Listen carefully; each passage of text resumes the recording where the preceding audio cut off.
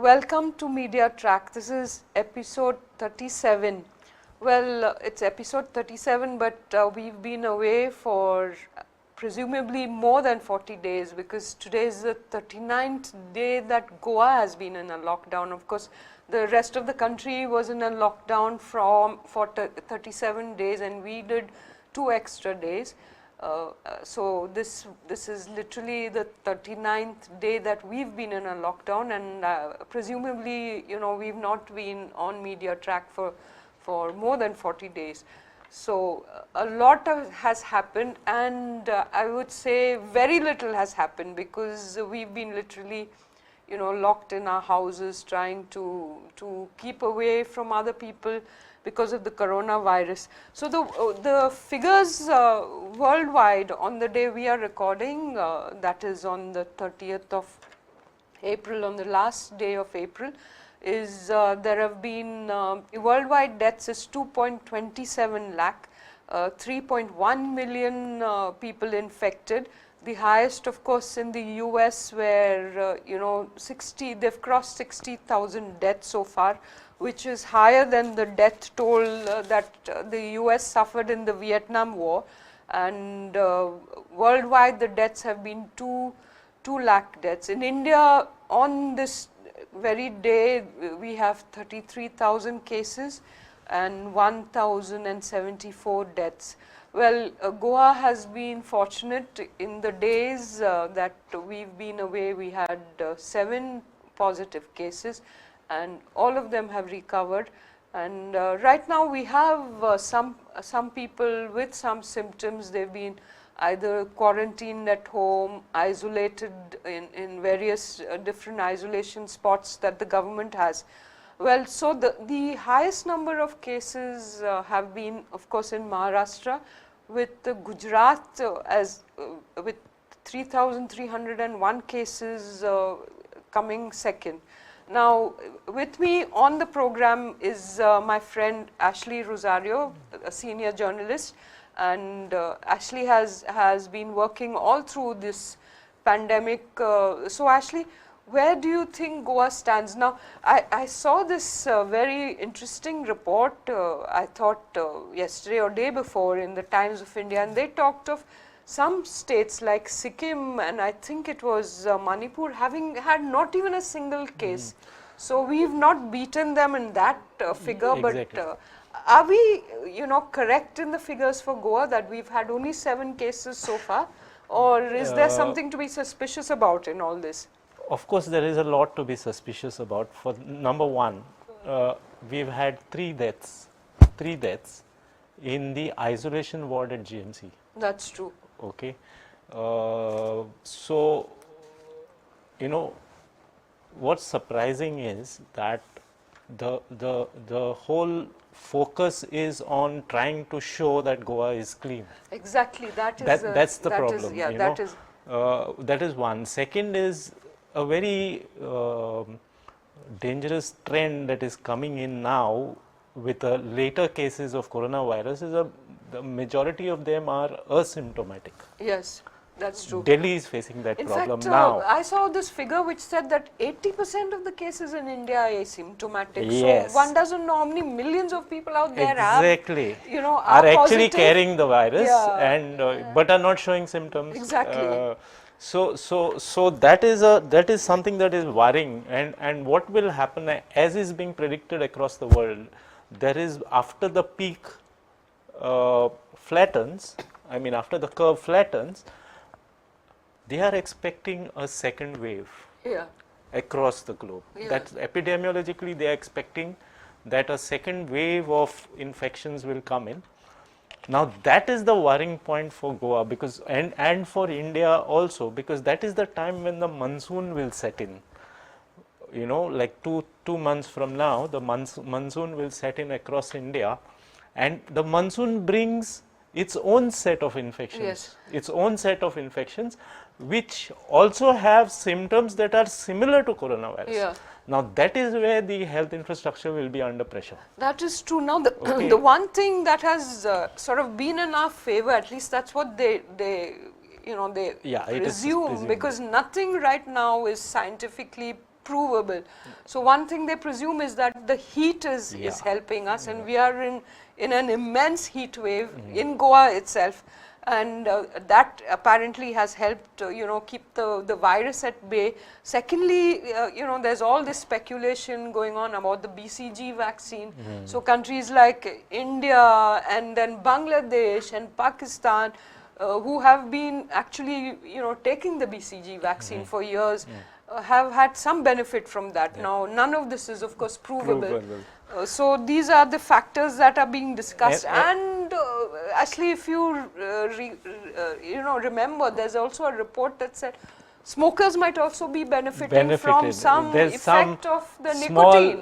There's some small sample survey from a French hospital that says that, and they're experimenting. They are doing clinical research of putting nicotine patches. I mean, just imagine smoking is actually beneficial in some, but anyway, this is not a laughable matter.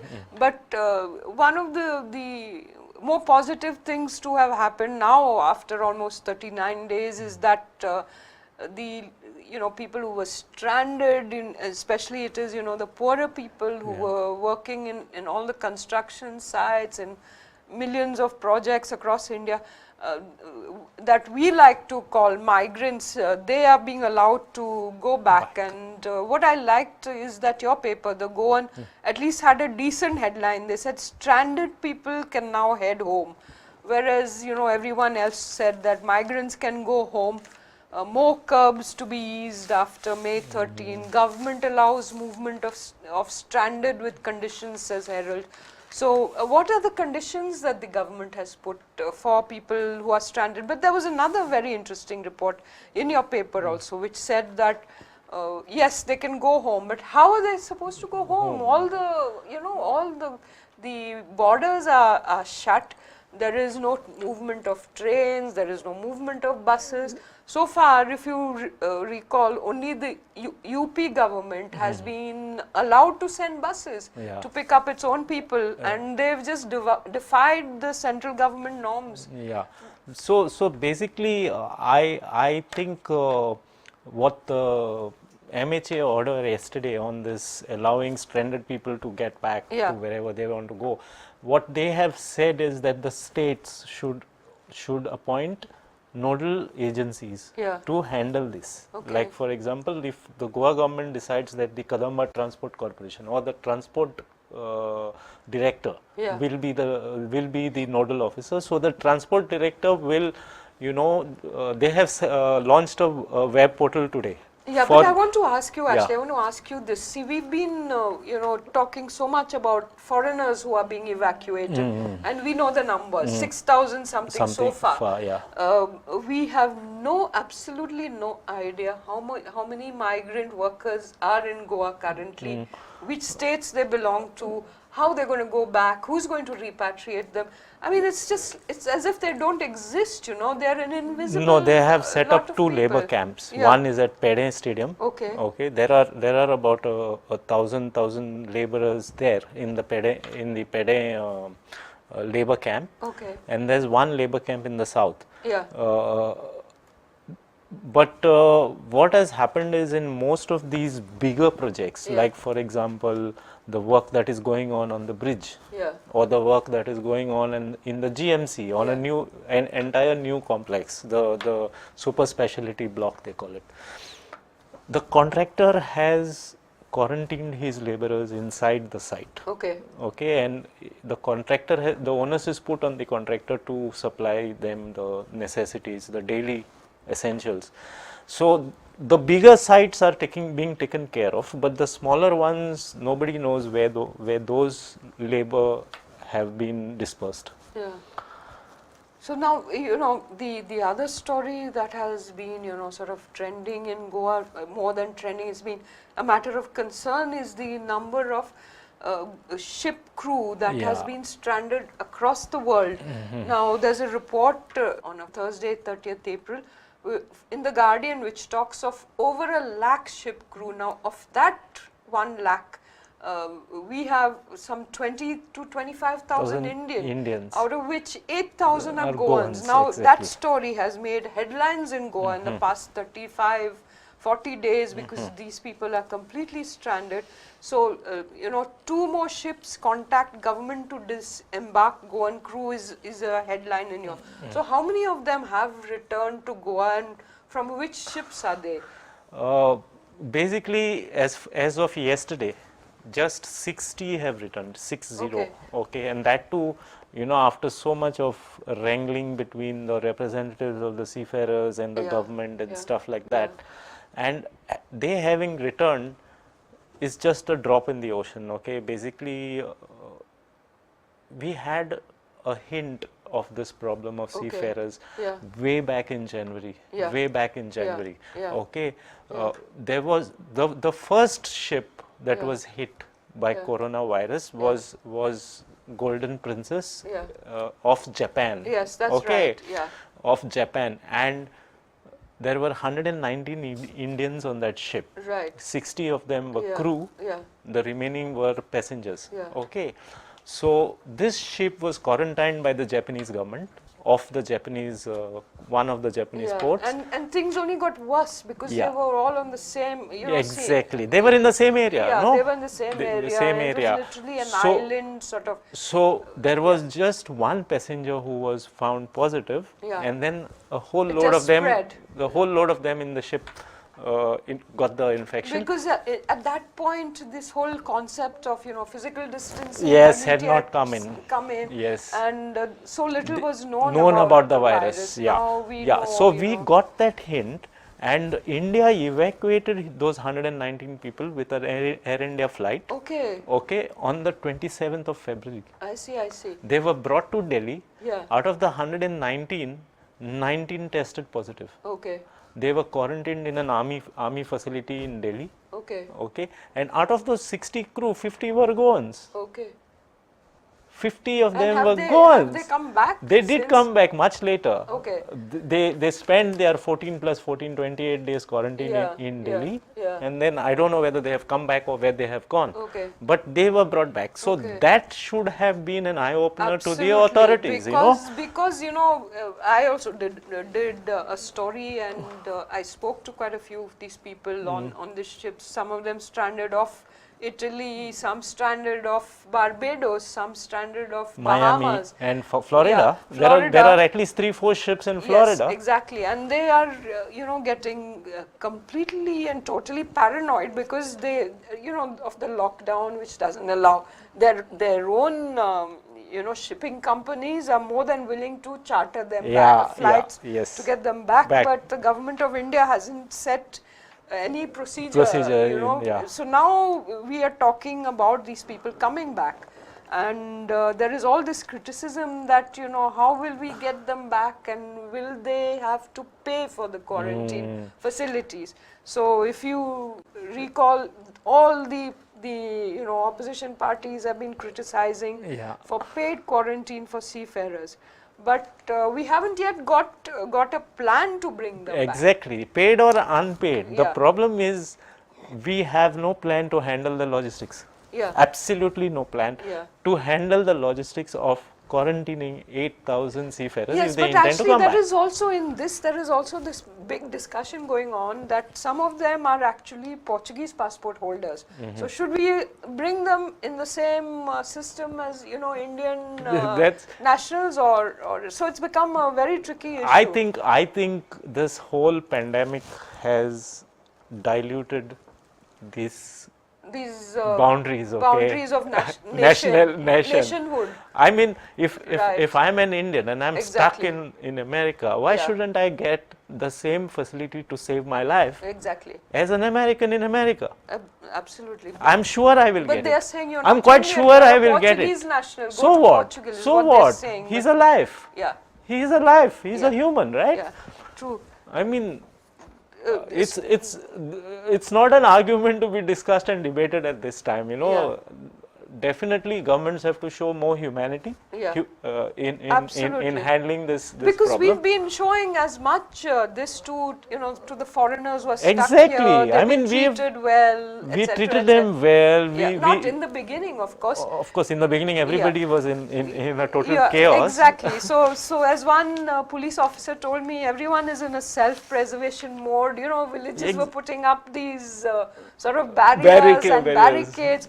But interestingly, there is this report in the Times of India which talks of these barricades going up and trenches being dug between states now. Yeah. There is a pregnant woman had to be carried on a bamboo shaft on Monday after Odisha dug a trench on the border with Andhra Pradesh. Tamil Nadu did the same thing a few days back. They actually built a wall. Exactly, and then there is this thing of movement of trucks from Karnataka creates tension at Mole.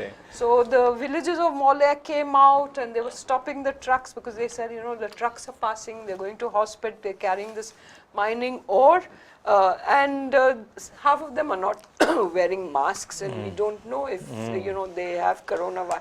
I mean, coronavirus has become a kind of paranoia, and I think any new epidemic like this is bound to create that same kind of epidemic. I remember when HIV/AIDS first made headlines. I was in school.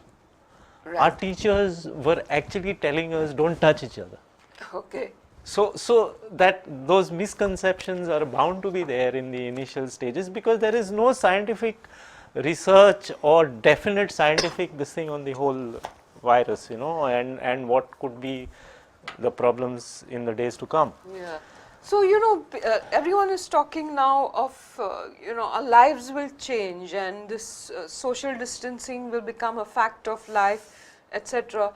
People will be kinder to the environment because, we all saw pictures. Yes, exactly. Hopefully. We all saw pictures of even, you had animals coming out on the streets. Imagine peacocks coming out on the streets of Mumbai. That was just outstanding and amazing. So will we go back? Some of the fallouts of this have been the pollution levels have gone down tremendously.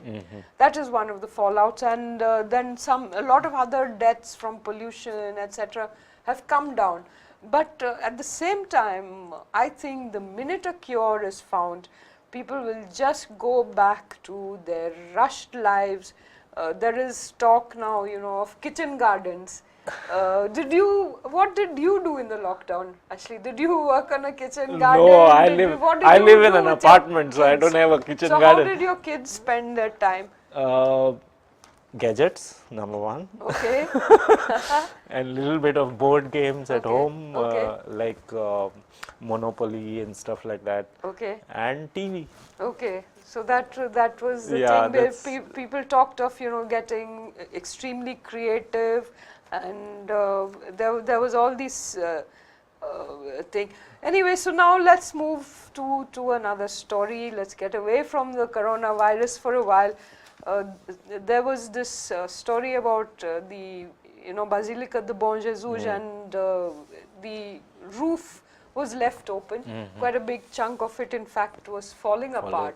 And the rain came in, and the rector of the basilica was extremely upset, and he brought the thing to the notice of the public. Of the media. And after the media story, there was this whole stream of politicians that rushed there to give their support and say that money would be made available, etc. But the story I found interesting was once again in your paper. It talked of, first there was a lot of reaction from bishops from Karnataka and other states, and then it talked of Maharashtra, Karnataka youth offer services to restore the basilica. Now, what exactly is the problem here? Is it that the ASI has not been getting the funds, or is it that the ASI has been wanting in the work it was doing in the basilica? This is a perennial problem with the ASI handling some of these World Heritage sites at Old Goa. That liaison between the church authorities and the ASI there's a problem there. Okay. Okay, number one. And this is basically something that has been affected by the lockdown for sure. Okay. Okay, they started the work, which they are in charge of maintaining. ASI is in charge of maintaining the basilica. So they started work, and then this lockdown came and they got stuck. But it's too important a site for them to have, just allowed it to remain open that way, and not taking steps like pre-monsoon showers was predicted by the Met Office. I mean, when it's ASI, it's the highest body in the country that manages heritage sites in the country. So they should have, taken the precautions and covered the basilica, because they had opened the roof. I mean, you can't leave something like that, a World Heritage Site, unprotected with the roof open. So there was this picture in the papers of the Chief Minister rushing there on Wednesday, and offering his full support, etc. And he's apparently set up a committee. Now, do you think that committee will resolve anything? First of all, this is beyond the state's purview. Okay. Since ASI is a central body, and Old Goa and the Basilica and the Sikh Cathedral are World Heritage Sites. Okay, so the state government has very little say. At the most, what they can do is provide them some sort of local support. That's all. But everything will be handled by ASI. Now, I think the central government should have been alerted about this. At a higher level, not at the level of the superintendent or the deputy director of ASI that is in charge here. There is a goof up. There has been a goof up, and it has to be corrected as soon as possible, because in a month's time we are going to have the monsoons. They have to get it done and ready. So now the other story that of course made the headlines was the resumption of mining, which was allowed, and the huge sort of crowding of trucks. The trucks that were going through Kaure, the villages in Kepe. Now, apart from that, there was also this thing that the governor now writing to the Center for Early Resumption of Mining.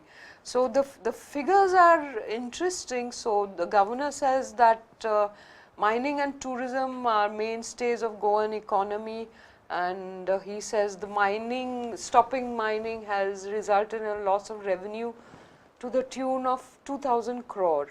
More than 1.5 lakh people have lost their source of livelihood. And since the coronavirus pandemic has severely dented tourism, that this will sort of to some extent make up for it. And there were also some reports, I think in the Times of India, that gave some figures from the mining industry itself, and the talk was of 3,200 crore could be brought if mining is allowed once again, is allowed to resume. So what mining will give 3.5 crore revenue.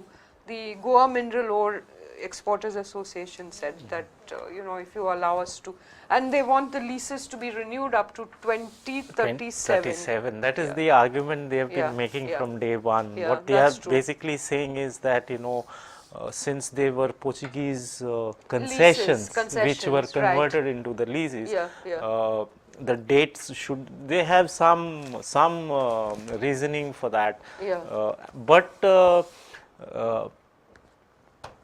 it needs a central amendment to the central law. That's true. Which I don't see happening unless they do it by an ordinance. I don't see the parliament meeting very soon. There was this interesting editorial in the Herald, and it said, "Is mining the only option? Think also of agriculture." Now, the reason this has been put forward is that a lot of people who are affected by the mining have been also, I got a few press notes, I don't know if you did, saying that we should revive agriculture. Exactly. See how it has, Exactly. it has come in, handy now in this shutdown when, but if you recall, Ashley, we weren't getting any vegetables in the beginning. Even now, it's difficult, it's difficult to get proper vegetables. You're getting miserable vegetables these days. See, this whole argument of agriculture, especially in Goa, in Goa's context, agriculture has been practiced by a large number of people for self-consumption. Yeah, that's true. Especially in the villages. Yeah. People grow just about that much of paddy that will be enough for their family. Yeah. So that has been happening, but from the time mining kind of had this ban in 2012, right, a lot more people have joined that agricultural setup, particularly in the rural and semi-rural areas, semi-urban areas, and even in the mining belt. So I saw this report today. I thought they talked of some village in South Goa where a lot of paddy is being grown all over again, etc. And Ashley, what did you do for your vegetable supply during these 40 days? I can tell you what happened to us, because we live in Donapaula, and my kids were driving to Talegaon and buying it straight off the Talegaon fields. And what do you think? I also did the same thing. You did the same thing. So we got bendis, we got brinjal, and we got a lot of tamri bhaji. And tidki midki also. And it was absolutely fresh. Fresh, right from the fields. And huge, vaingi. Brinjals, the big ones. They were massive ones, and so it just shows that if one can be self-reliant in these things, Goa would do really well. And then there was, of course, this truck that was being parked, this van that was being parked by the horticulture department selling coconuts. So one didn't have to venture very far for these things. Of course, fish and things were completely... Fish was a big problem. Very big problem. It continues to be, but I think it has eased up a bit Little bit now. And apart from that, you're getting quality fish which was otherwise being sent to export, being exported. Their exports have stopped, Exports have completely stopped. Anyway, so we've had two very tragic deaths on April 30th, Rishi Kapoor, the actor, died. He passed away at the age of 67. He was suffering from cancer. And on the day before, we lost actor Irfan Khan. And Irfan Khan, if you recall, he acted in some really great films. He was a kind of actor who wasn't in Bollywood, promoted by a family, kind of legacy or anything. He made it by himself, and then he made a lot of films in Hollywood. Did you see any of them? Life of Pi I did. Was one, and then Jurassic was another. Was the next one. The other one. Yeah. Also like to mention the passing away of Jiten Deshprabhu. Yes, that's right. Earlier the this week. Former Congress two-time legislator, very articulate guy. Yeah. That's it. So we've run out of time, and on that rather little, poignant note, we wind up. And thank you to my colleague Ashley. Pleasure. And we'll see you again next week, hopefully. Thank you for watching.